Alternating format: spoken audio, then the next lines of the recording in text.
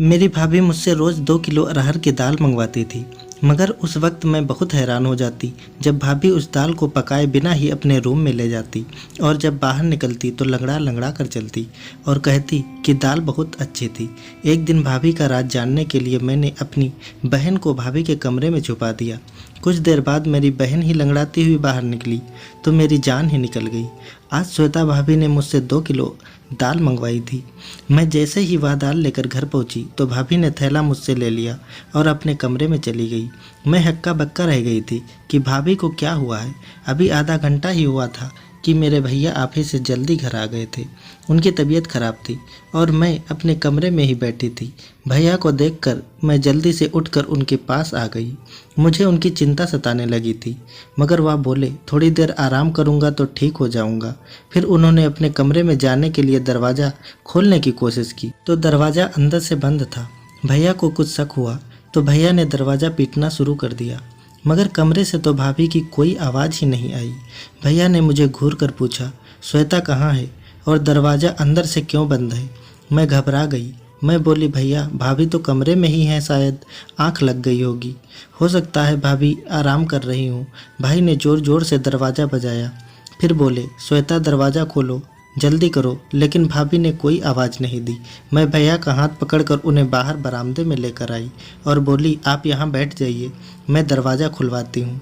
अब मैंने ज़ोर ज़ोर से दरवाज़ा पीटना शुरू कर दिया और साथ ही साथ कहती रही कि भाभी दरवाज़ा खोल दो, भैया आराम करने घर आए हैं, उनकी तबीयत कुछ ठीक नहीं है। लेकिन अंदर इतनी शांति थी कि कोई हलचल ही नहीं हो रही थी। मैं भैया के पास आकर बैठ गई। उनका चेहरा गुस्से से लाल हो रहा था। मैं बोली, भैया आप मेरे कमरे में आराम कर लीजिए, हो सकता है भाभी सो गई हो। सीमा भी तो सो ही रही है ना? भैया ने ना में सिर हिला दिया और मुझसे बोले कि तुम यहाँ से जाओ, तुम भी आराम कर लो। लेकिन मैं भैया के पास ही बैठी रही। तभी भैया के कमरे का दरवाज़ा खुला और भाभी लंगड़ाते हुए बाहर निकलने लगी। भैया एकदम गुस्से से उठे और भाभी को चिल्लाते हुए बोले, कमरा अंदर से बंद क्यों था? तुम नहीं जानती क्या मैं अपनी 2 मासूम बहनें तुम्हारे हवाले घर के काम के लिए बाहर निकलता हूँ? तुम तो हर रोज़ ही यही सब करती होगी ना? तुमने मेरी बहनों को अपना समझा ही नहीं है। मैं खुद 17 साल की कम उम्र और डरपोक सी लड़की थी। भैया को गुस्से में देखकर मैं खुद ही डर गई थी, मगर फिर भी मैं आगे बढ़ी और बोली, भैया आप गलत सोच रहे हैं। भाभी ने कभी हमको पराया नहीं समझा। वह माँ की तरह ही दोनों का ख्याल रखती हैं। शायद आज भाभी की तबीयत खराब हो, इसीलिए सो गई होंगी। मेरी बात सुनकर भैया ने मेरे सिर पर हाथ फेरा और खुद कमरे में चले गए। भाभी की आंखों में आंसू आ गए थे और उन्होंने मुझे गले से लगा लिया था। वह बोली, शुक्रिया सीमा। मैंने कहा, शुक्रिया को मारो गोली। जल्दी चलो भाभी, किचन में चलकर दाल बनाते हैं। भाभी एक पल के लिए परेशान हो गई थी। वह बोली, सीमा दाल तो मैंने खा ली है, तुम अपने कमरे में जाकर पढ़ाई करो। भाभी लंगड़ाते हुए किचन में चली गई थी। मैं हैरान होकर वहीं खड़ी थी कि भाभी ने मुझसे झूठ क्यों बोला कि उन्होंने दाल को खा लिया है, क्योंकि मैंने अपनी आंखों से देखा था कि वह कच्ची दाल अपने कमरे में लेकर गई थी।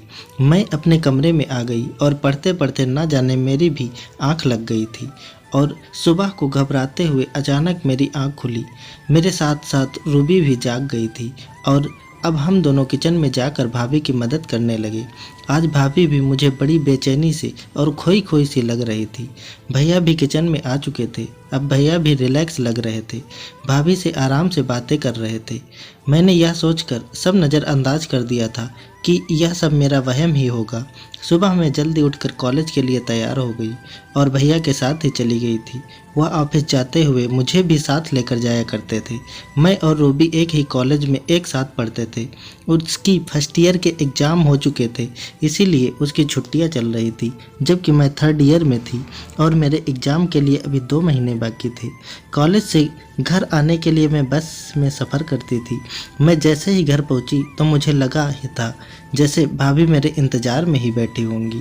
वह मुझे देखकर फ़ौरन ही कहने लगी कि रूबी जल्दी से यूनिफॉर्म बदल लो और मुझे 1 किलो दाल ला कर दे दो। फिर वह कमरे में पैसे लेने चली गई थी। भाभी की लंगड़ाहट खत्म हो चुकी थी। मैं जल्दी से मुंह हाथ धोकर भाभी के पास आ गई थी। मैं श्वेता भाभी से पैसे लेकर 1 किलो अरहर दाल लेकर आई थी। आज मैंने भाभी को थैला पकड़ाते हुए कहा, भाभी आज प्लीज़ दाल चावल बना लीजिएगा। मेरी भाभी के चेहरे का रंग एक पल के लिए फीका पड़ गया था। फिर वह हाँ में सिर हिलाकर दाल अपने कमरे में लेकर चली गई। मुझे एकदम से अजीब सा लगा था कि ऐसा कैसे हो सकता है कि कच्ची दाल अपने कमरे में कौन लेकर जाता है। फिर मैं यही सब सोचती थी, अपने कमरे में आ गई थी और पढ़ने लगी। शाम के वक्त भैया ऑफिस से आए तो मेरे और रूबी के लिए खाने पीने का सामान लेकर आए थे। भैया की आवाज़ सुनकर भाभी अपने कमरे से निकल कर आ गई थी और वह लंगड़ा कर चल रही थी। मैं हैरान रह गई कि पहले तो भाभी के पैर की लंगड़ाहट खत्म हो चुकी थी, अब दोबारा वह क्यों लंगड़ा रही थी। मुझे भाभी पर शक हुआ, कहीं भैया को दिखाने के लिए नाटक तो नहीं करती। लेकिन जब मैंने भाभी के चेहरे की तरफ देखा तो साफ साफ पता चल रहा था कि वह बड़ी तकलीफ़ में है। मैंने अपनी सोच को फ़ौरन बदला और भाभी के पास गई और उनसे पूछने लगी कि उनके पैर में क्या हुआ है। तो वह चुपचाप बैठी हुई थी। भैया को बड़ी भूख लगी थी, इसीलिए भाभी फटाफट किचन में चली गई थी और मैं अक्सर किचन में भाभी की मदद करती थी। आज भी उनकी मदद के लिए मैं किचन में चली गई थी। मैंने कहा, भाभी दाल चावल के बारे में सोच सोच कर बड़ी भूख लग रही है। भाभी ने मेरी तरफ बड़ी अजीब सी नज़रों से देखा था। फिर बोली, आज तो मैंने घर में आलू की सब्जी बनाई है। दाल तो मैं कब का खा गई, बहुत ही अच्छी दाल थी। यह सुनकर मैं हक्का बक्का रह गई थी। एकदम ही मेरा दिल भर आया और मैं सब कुछ छोड़ छाड़ कर अपने कमरे में आ गई थी। मैं अपनी सोच में गुम थी, लेकिन निशा को देखकर मैं एकदम से चौंक गई थी, क्योंकि वह अपनी पुरानी फर्स्ट ईयर की किताब खोल कर बैठी थी। मैंने उससे कहा कि जब पढ़ने के दिन थे तब तो तूने पढ़ाई में जान बचा ली थी, अब क्या फ़ायदा इस पढ़ाई का। मैं रूबी से किताबें जानने के लिए आगे हाथ बढ़ाया था कि उसने मेरा हाथ झटक दिया और एकदम गुस्से से बोली, कभी तो मेरी जान बख्श दिया करो, हर वक्त मेरी माँ बनने की कोशिश मत किया करो। आप सिर्फ मसाल ही नहीं जो मेरे हर मामले में टांग डालती फिरती हो। मुझे रूबी से इस तरह के बर्ताव की भी बिल्कुल उम्मीद नहीं थी। रूबी ने तो कभी भी मेरे साथ ऐसी बात नहीं की थी। मैं उसे छोड़कर भैया के पास आकर बैठ गई थी। भैया मुझसे पढ़ाई के बारे में पूछने लगे, जबकि मेरा सारा ध्यान भाभी की टांग पर था। वह भैया के सामने आने को टाल रही थी और बहुत मुश्किल से कोशिश कर रही थी कि वह लंगड़ा कर ना चले। भैया ने मुझे जब यूं सोच में गुमसुम पाया तो परेशानी की वजह पूछने लगे। मैंने बिना कुछ सोचे ही भैया को बता दिया कि निशा ने मेरे साथ बदतमीजी की है। भाई यह बात सुनकर हैरान हो गए थे। फिर उन्होंने रूबी को आवाज़ देकर बाहर बुलाया और बोले कि तुम हर वक्त कमरे में क्यों घुसी रहती हो, बाहर आकर हम सब के साथ क्यों नहीं बैठती। भैया के शब्द अभी मुंह में ही थे कि रूबी ने ज़ोर ज़ोर से रोना शुरू कर दिया था। वह बोली, पिताजी खुद तो इस दुनिया से चले गए, लेकिन मुझे दर दर की ठोकरें खाने के लिए छोड़ गए। भैया कहता है कमरे में मत बैठो, भाभी कहती हैं घर के कामों में हाथ बटाओ, जबकि मेरी बहन तो मेरी दुश्मन ही बनी हुई है। भैया रूबी की हालत देखकर हैरान रह गए थे। फिर भैया उठे और रूबी को गले लगाकर प्यार करने लगे। बोले, रूबी तुम जानती हो कि मैंने तुम्हें कभी भी अपनी बहन नहीं समझा, हमेशा बेटी ही समझा है। फिर तुम इस तरह की बातें क्यों सोचने लगी हो। रूबी कुछ भी बोले बिना सिर्फ रोती चली जा रही थी। हम सब भी परेशान हो गए थे। फिर अचानक ही उसने अपने आंसू पोंछ लिए और हमसे माफ़ी मांगकर कमरे में चली गई थी। भैया ने भाभी को आवाज़ देकर बुलाया और बोले, श्वेता आजकल रूबी घर में होती है, यह इतनी चिड़चिड़ी क्यों हो गई है, कोई बात हुई है क्या। भाभी का चेहरा एकदम ही सफ़ेद पड़ चुका था, वह बड़ी डरी हुई लग रही थी। वह बोली, सोनू रूबी हर वक्त कमरे में बैठी रहती है, इसीलिए मैंने एक दो बार उसे बोला था कि घर के कामकाज में थोड़ी मेरी मदद कर दिया करो, इस तरह से तुम बोर भी नहीं होगी। शायद उसे मेरी बात बुरी लग गई होगी। भैया को सोचने लगे थे, जबकि ना जाने मुझे ऐसा क्यों लग रहा था जैसे श्वेता भाभी हमसे कुछ छुपा रही थी। बात सिर्फ इतनी ही नहीं थी, कुछ ना कुछ गड़बड़ तो ज़रूर थी। अगले दिन भैया हमारे कमरे के लिए टीवी लेकर आए, अच्छी अच्छी मूवीज़ ले आए, किताबें और नॉवेल्स भी लेकर आए थे और भैया ने रूबी के हाथ में थमा दी थी और बोले, आज के बाद तुम घर में बोर नहीं होगी। फिर कैरम भाभी के हाथ में थमाकर बोले, श्वेता तुम और सीमा कैरम खेल लिया करो। यह देखकर भाभी भी मुस्कुरा गई थी। मैं जब कमरे में आई तो रूबी मुझे बड़ी लग रही थी। वह बोली, सीमा मैं सारा दिन फिल्में देख लिया करूँगी, तुम पढ़ाई में ध्यान लगाते रहना। मेरा भी दिल ललचा गया था। भैया रूबी के लिए तो बच्चों वाली फिल्में भी लेकर आए थे। मैं देर रात तक जाग कर पढ़ाई करती थी। एक दिन मैं पढ़ाई कर रही थी, तब मैंने भाभी को अपने कमरे से निकलते हुए देखा। वो तेज तेज कदमों में चलती हुई छत पर चली गई थी। ना जाने इतनी रात को छत पर क्या करने गई थी। मैं तो बड़ी परेशान हो गई थी। मैं पढ़ाई वगैरह सब भूल कर बाहर ही देखते रह गई थी। तकरीबन 2 घंटे छत पर बिताकर भाभी अपने कमरे में वापस चली गई थी। आखिर यह सब हो क्या रहा था? मैं इस फिक्र में घुलती जा रही थी, जबकि मेरा दिल पढ़ाई में भी नहीं लग रहा था। मैं कॉलेज से जैसे ही वापस आई तो भाभी ने मुझे पैसे थमा दिए और फिर से मुझे 2 किलो अरहर दाल लाने के लिए भेज दिया था। मैं कपड़े बदलने कमरे में गई तो यह देखकर दंग रह गई कि रूबी फर्स्ट ईयर की किताबें पढ़ रही थी। मुझे देखकर वह इस तरह चौंक गई थी कि झट से वह किताब सहित कमरे से बाहर निकल गई थी। मैंने सोचा कि पहले भाभी की दाल ला देती हूँ, फिर रूबी को तो बाद में देखूंगी। मैं दाल ले आई तो भाभी ने मुझसे थैला ले लिया और कोई भी बात किए बिना अपने कमरे में चली गई और अंदर से दरवाज़ा बंद करके कुंडी लगा ली। मैंने सब कुछ नज़रअंदाज किया और रूबी की खबर लेने के लिए कमरे में गई तो वह बोली, सीमा, तुम भाभी को यह रोज़ रोज़ दाल लाकर मत दिया करो।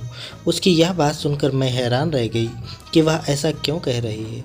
तो मैंने इस बात पर उससे पूछा, क्यों, क्या हुआ रूबी? जल्दी से उठकर मेरे पास आई और कान में ऐसी बात बोल दी कि मेरा सिर चकराने लगा। मैं रूबी की बात झुठला भी नहीं सकती थी, क्योंकि वह सारा दिन घर में होती थी। उसे तो भाभी के हर काम की बराबर जानकारी होती थी। मैंने रूबी को कसम देकर मना कर दिया कि वह फ़िलहाल इस बात को किसी से भी ना कहे। मैं खुद इस सारे मामले की तहकीकात करूँगी, फिर सच सामने आ जाने के बाद ही कुछ फैसला करेंगे। मैं पढ़ने बैठ गई तो रूबी छत पर चली गई थी। पढ़ाई में मेरा दिल बिल्कुल भी नहीं लग रहा था। मैं रूबी और भाभी की वजह से बहुत परेशान थी।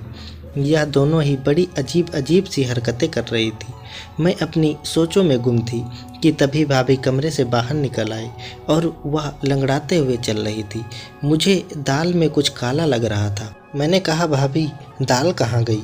भाभी बोली, वह तो मैंने खा ली, बड़ी ही अच्छी थी। तो यह सुनकर मैं चुप हो गई और फिर भाभी लंगड़ा लंगड़ा कर चलती हुई घर के काम कर रही थी। तब अचानक मुड़कर बोली, रूबी कहाँ है? मैंने बताया कि वह तो छत पर गई है। यह सुनकर भाभी के चेहरे का रंग अचानक ही उड़ गया था। वो लंगड़ाती हुई छत की तरफ जाने लगी थी। मैंने सिर झटक दिया और अपनी किताब उठा ली। यह दोनों तो पागल हैं, मुझे भी पागल कर देंगी। लेकिन मेरा दिल पढ़ाई में नहीं लग रहा था। भाभी को छत पर गए हुए बहुत देर हो गई थी। मैं भी उन दोनों के पीछे ही छत पर चली गई। सीढ़ियों से चढ़ते हुए मैं भाभी की आवाज़ आसानी से सुन सकती थी। भाभी रूबी को बुरी तरह से डांट रही थी। रूबी के रोने की आवाज़ भी आ रही थी। मेरा दिल अपनी बहन के लिए टूट सा गया था। मैं जैसे ही छत पर पहुंची तो भाभी मुझे देखकर डर गई थी। उन्होंने रूबी को गले से लगाया और प्यार से बोली, कैरम नहीं खेलोगी अपनी भाभी के साथ? रूबी ने भी अपने आंसू पोंछ दिए थे और ज़बरदस्ती मुस्कुराने की कोशिश कर रही थी। मैं उन दोनों को हैरत से देख रही थी। मैंने रूबी का हाथ पकड़ा और उसे खींचते हुए नीचे लेकर आ गई थी। उसे कमरे में लाकर मैंने पूछा, भाभी तुम्हें क्यों डांट रही थी? रूबी घबरा गई और बोली, नहीं तो भाभी मुझे क्यों डांटेंगी भला, बल्कि वह तो मुझसे बहुत प्यार करती हैं। मैं कुछ सोचकर चुप हो गई थी। मैंने कहा, रूबी, मुझे तुम्हारी मदद की ज़रूरत है। मैं भाभी का राज जानना चाहती हूँ। उस दिन तुमने जो मुझे बात बताई थी वह सिर्फ तुम्हारा वहम थी, लेकिन मैं चाहती हूँ कि तुम मुझे असली सबूत ला कर दो। कल जब मैं भाभी को दाल ला कर दूँगी तो तुम उनके कमरे में छुप कर देखना कि वह दाल कैसे खाती हैं और फिर लंगड़ा कर क्यों चलने लगती हैं। मेरी बात सुनकर रूबी एकदम से मुस्कुरा गई थी। वह बोली, सीमा, मैं तुम्हारा साथ दूंगी। अगले दिन कॉलेज से वापस आते समय मैं अपने दिमाग में सारा प्लान फिट करके आई थी। घर पहुंची तो मैंने भाभी को मेरा इंतज़ार करते ही पाया था। वह बोली, सीमा, जल्दी से दाल ला कर दे दो। मैं मुंह धोने के लिए कमरे में चली गई और रूबी को भी समझा दिया कि जैसे ही भाभी को आवाज़ देकर बुला लूँगी तुम उनके कमरे में जाकर छुप जाना। उसने हाँ कह दिया। मैंने भाभी को आवाज़ दी और कहा, भाभी, दाल अब महंगी हो गई है, थोड़े पैसे और देने पड़ेंगे। भाभी मुस्कुरा कर बोली, तो फिर क्या हुआ, मैं अभी ला कर देती हूँ। वैसे इतनी देर में रूबी भाभी के कमरे में जाकर छुप गई थी। मैं दाल ले आई थी। भाभी ने खुशी खुशी वह दाल मुझसे ले ली और अपने कमरे में चली गई। मैं बाहर बरामदे में बेचैन होकर चक्कर पर चक्कर काट रही थी।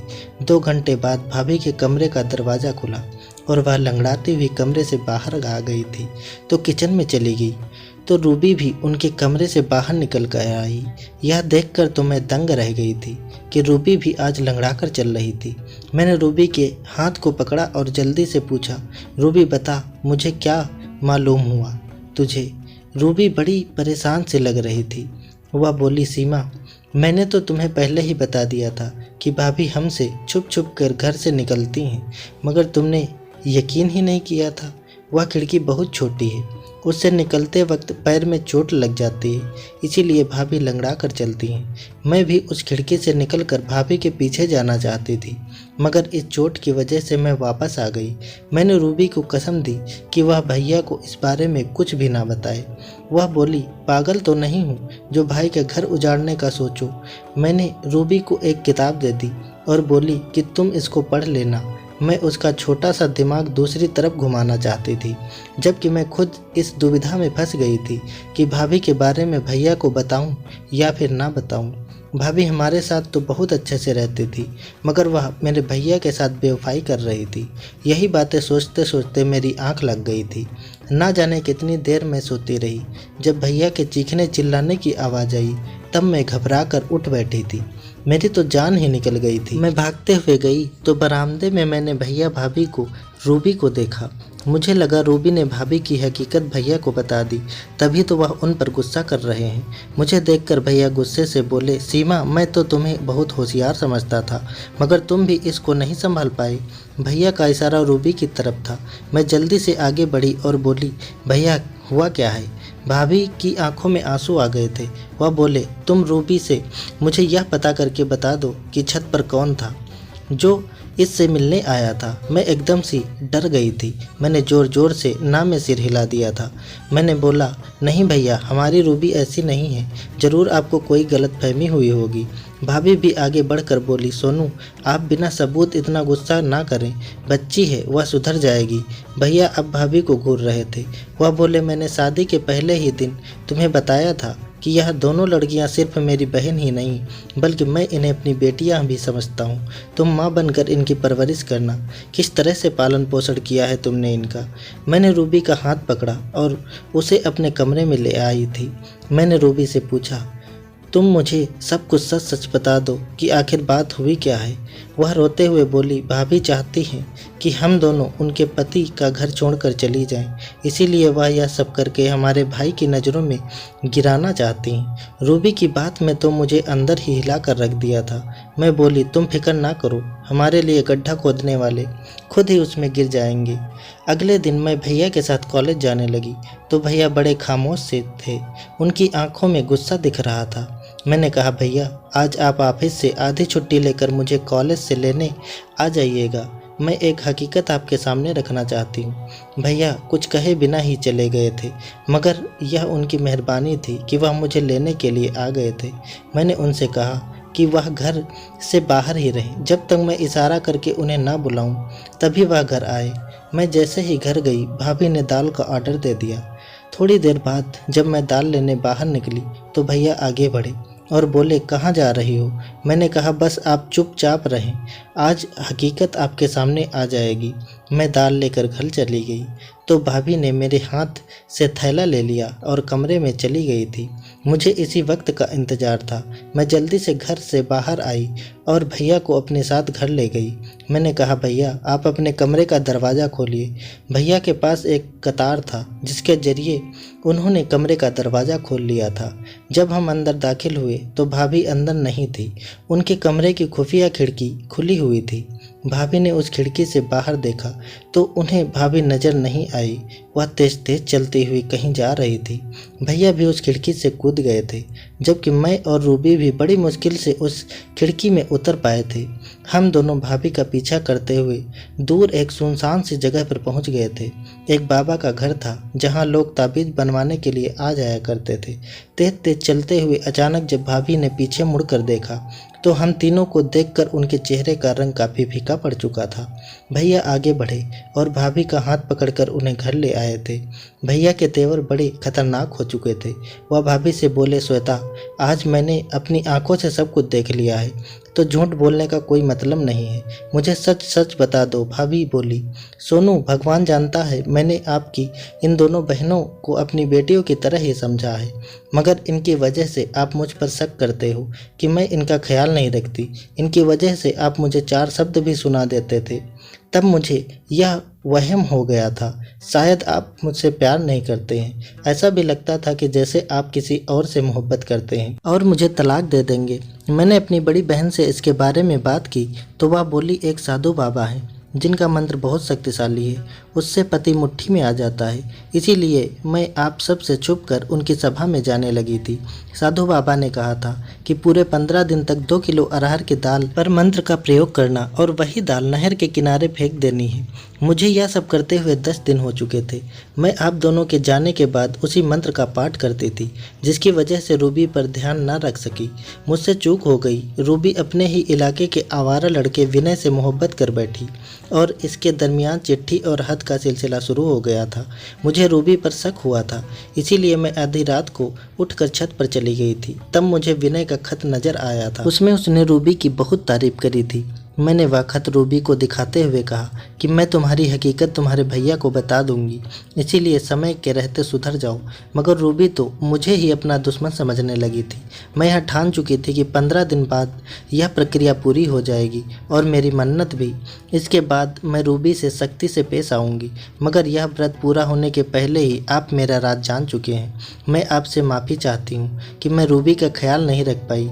मैंने रूबी की तरफ देखा तो वह शर्म के मारे सिर झुकाकर खड़ी थी। भैया ने आगे बढ़कर रूबी के सिर पर एक हाथ रख दिया और बोले, बेटा, अगर विनय अच्छा लड़का होता तो मैं उससे तुम्हारी शादी करवा देता, मगर वह बहुत बुरा इंसान है। इलाके की हर लड़की के ऊपर उसकी नज़र होती है। रूबी रोने लगी और बोली, भैया, घर में सूनापन और अकेलापन था, इसकी वजह से मैं इस गलत राह पर चल बैठी, वरना मुझे विनय में कोई दिलचस्पी नहीं है। भैया मुस्कुरा दिए थे। उनके सिर से भारी बोझ उतर गया था। फिर उन्होंने हम दोनों को कमरे में भेज दिया था। यकीनन अब भाभी की खबर लेने वाले थे। वह भाभी को हमारे सामने कभी डांटा नहीं करते थे। मैंने कहा, भैया, भाभी को कुछ मत कहना, वह हमारी माँ जैसी हैं। भाभी रोते हुए हम दोनों बहनों के गले लग गई और एक बार फिर हमारे घर में प्यार का खुशनुमा माहौल बन चुका था।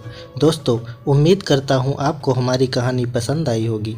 कहानी पसंद आई है तो वीडियो को लाइक करें, चैनल पर नए हैं तो चैनल को सब्सक्राइब करें और हाँ, नोटिफिकेशन बेल को ज़रूर दबाएं ताकि अगली अपडेट सबसे पहले आपको मिले। धन्यवाद दोस्तों।